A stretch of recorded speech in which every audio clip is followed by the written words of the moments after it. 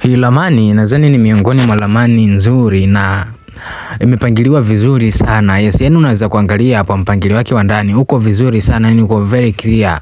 Mpangilio wake uko vizuri, yani sijui nizungumzie vipi, lakini unaweza kuangalia hapo kwenye picha ni kwamba hii ramani ina vyumba vitatu, na kati ya vyumba vitatu hivyo viwili ni self bedroom na kimoja kikiwa ni single ambacho kinatumia choo cha public ambacho kipo karibu yake pale.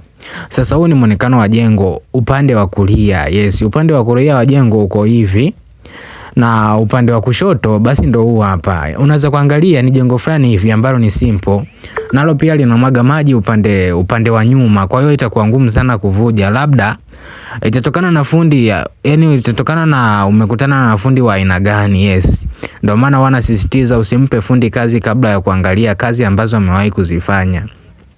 Sasa tukirudi kwenye mpangilio wake wa jengo ndo huu hapa. Kama nilivyosema, kuna vyumba vitatu, kuna sitting area na kuna front porch, pia kuna jiko na public toilet. Sasa kwa ramani hii zitahitajika tofali za blocks 2300 huku tofali za kuchoma zikiwa 7200. Hizo tofali hazihusiani na tofali za msingi, na bati zitakuwa bati 26 na mbao zake za kenchi zikiwa 53. Yes, unaweza kuangalia ni jengo fulani hivi simple sana, mbao 53 unamaliza ujenzi. Yes.